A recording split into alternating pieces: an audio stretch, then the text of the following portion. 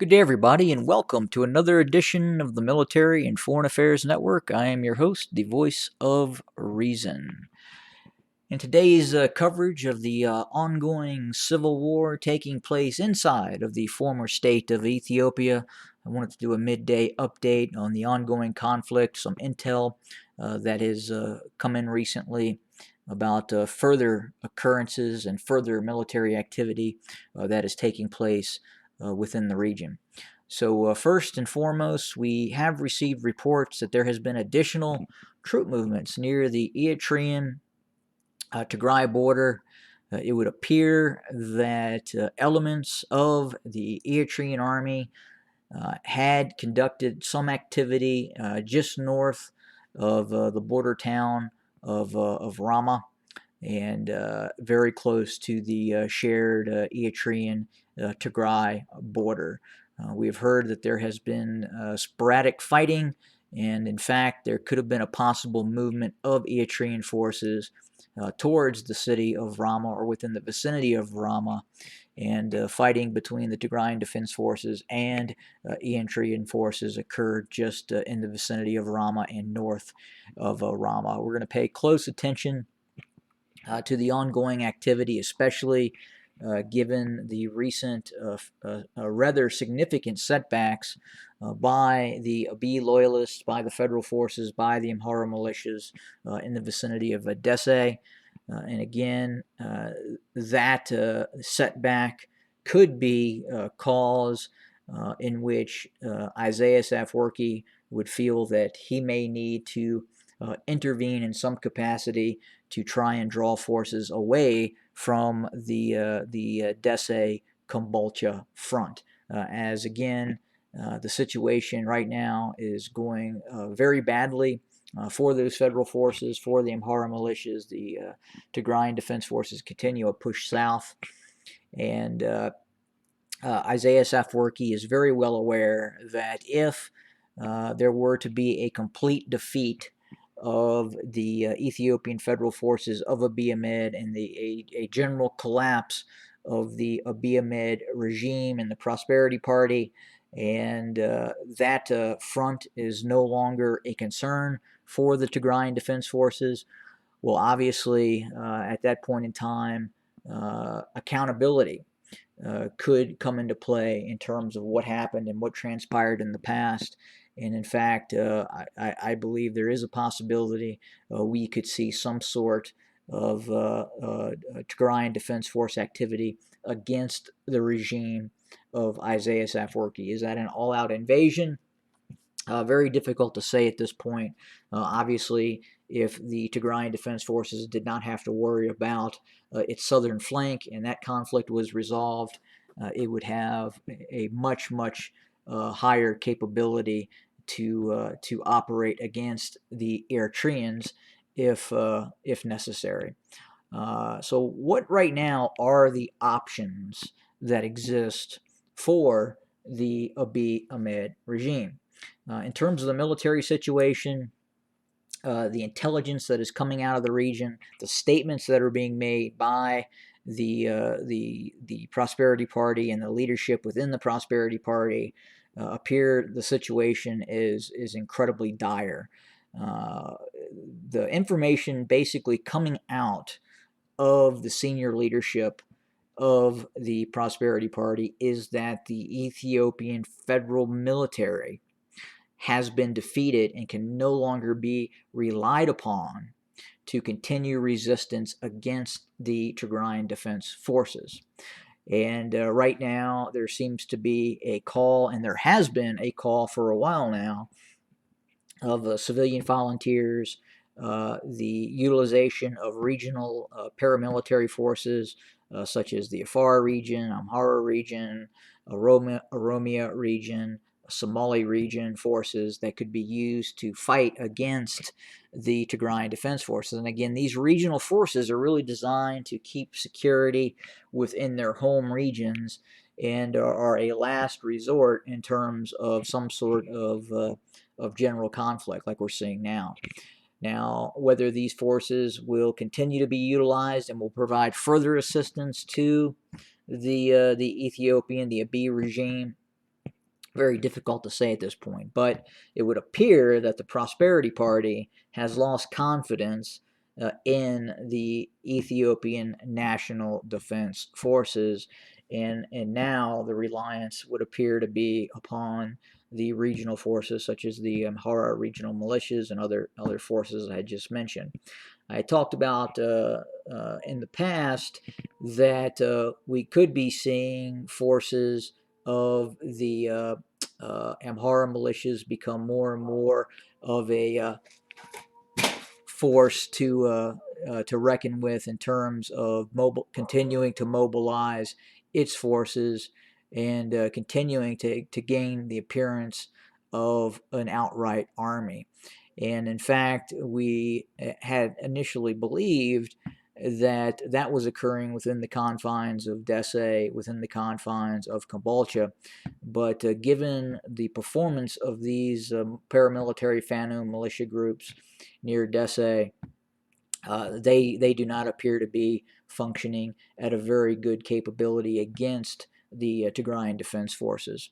But right now, again, the situation is incredibly dire for the federal forces, for the Prosperity Party. So, again, outside of generalized conscription, mandatory conscription, what are some other options? Obviously, there's that relationship that exists between Abiy Ahmed and Isaias Afwerki.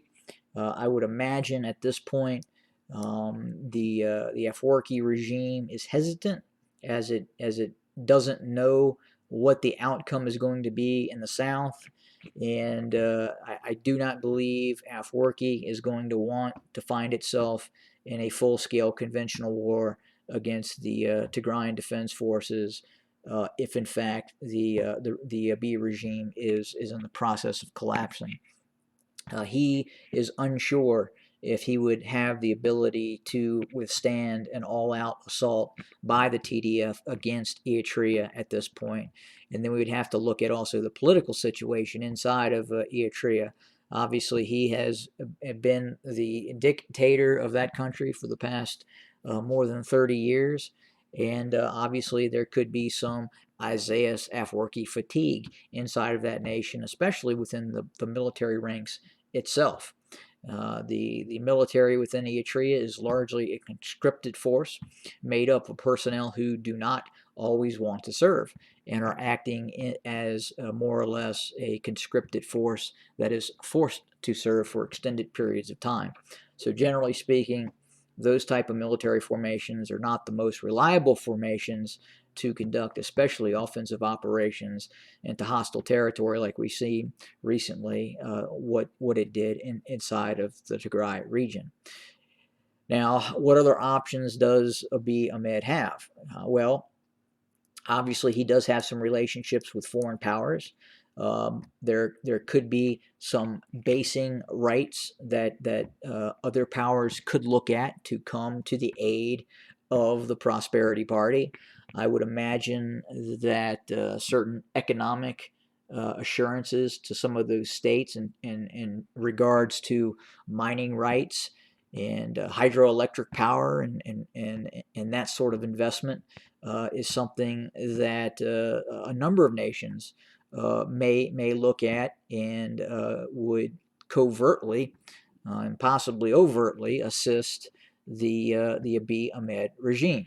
So the first and foremost powers that could probably look to assisting the Abiy Ahmed regime would probably be Russia or China, and obtaining some sort of proxy basing rights, either in terms of air bases inside of Ethiopia, or the real prize would be permanent bases inside of Eritrea, both air bases and naval facilities that the Russian Federation could look to utilize and give itself a fairly a strategic position very close or at the Red Sea. And again, this area here is incredibly strategic. Any any vessels going from the Mediterranean to the Red Sea to the Gulf of Aden could be monitored with these bases, and if enough military force was at these bases, they could obviously prevent the actual movement of, say, United States forces at times through this vital area. So if there was enough Chinese forces obviously located in this area, would that be enough that China could possibly assist the Eritrean regime in any kind of forward-facing conflict with the Tigray region, or even come to the assistance of Ethiopia with the understanding that it would achieve certain basing and military rights inside of Eritrea? And as you can see here, the forces, obviously these are not Eritrean forces. These are most likely Gulf state forces that are operating against the Houthis in Yemen.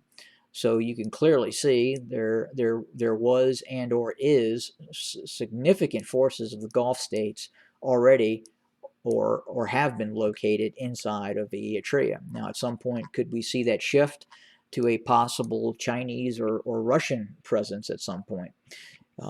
Possibly. But again, that would come with a cost, and that cost could be the assistance of the Abiy or the Afwerki regime in the current conflict both regimes are facing right now. Now, again, we're kind of getting the cart before the horse, so to speak. I don't think we're there quite yet, but at the same time, you have to wonder with the current setbacks that are occurring near Dese, what is the Abiy Ahmed regime planning? Obviously, you cannot sustain repeated setbacks, the like of which was seen in and around Dese. And then again, I talked about, if one of these cities were to fall, that would be a serious political blow. Now, if we see both of these cities fall, that's just not a political blow. We're now looking at a very serious military defeat. And what would be the next series of front lines where the federal forces would deploy itself to defend itself from a possible move further south or west towards other cities. I would also say continue to look to the west too. Given the weaker position in the east, I do not think that a move towards Gondar is outside the realm of possibility. The TDF was prosecuting an offensive in that region, had proceeded south of Debark and bypassed Debark and was looking to, in fact, had move forces very close to Dabat and operating in Dabat. Now, could we see another drive towards Debark? Possibly. That's definitely on the table, and given the amount of forces that have probably been moved to defend Dese, that's, again, definitely something that could be on the table. But right now, just in terms of morale and capabilities to stifle this offensive by the Tigrayan Defense Forces, that really appears to be lacking at this point. And again, things do not look well for the Ethiopian Federal Forces. But again, we will continue to monitor the situation. Again, we're monitoring very closely what is happening along the Eritrean-Tigray border. I'm still not certain we will see an all-out move by Eritrean forces. Maybe at some point, if we do see the rapid and total collapse of the Abiy Ahmed regime, the Afwerki regime may have no choice but to attempt to intervene. But again, Military and Foreign Affairs Network is at this point really questioning what those capabilities are, and in fact, would it look very similar to the offensive 10 days ago, where the Ethiopian Federal Forces and the Amhara militias that attempted that last offensive ended in utter and absolute failure. And the Afwerki regime simply does not have that kind of political power base to suffer another setback without elements inside Eritrea looking at Isaias Afwerki and then wondering if he is still a valid leader to that country. Again, he's getting older, and obviously there are younger commanders inside of the Eritrean armed forces that may feel that they could in fact do a better job, and we know for certain that Eritrea is not completely coup-proof. We have seen activity inside of Eritrea before where there have been rebellious army units, and that possibility could exist as we speak, as could operations by the TDF against Eritrea. So I'm not so certain Eritrea wants to put itself in that kind of position. But again, a very fluid scenario right now, lots of moving pieces. We're continuing to watch all aspects of this conflict, but right now really focused on the Eritrean border now and the continued operations by the Tigrayan Defense Forces within the vicinity of Desse and Kombolcha. That's all I have for now. We'll have another video soon. Have a great day, everybody.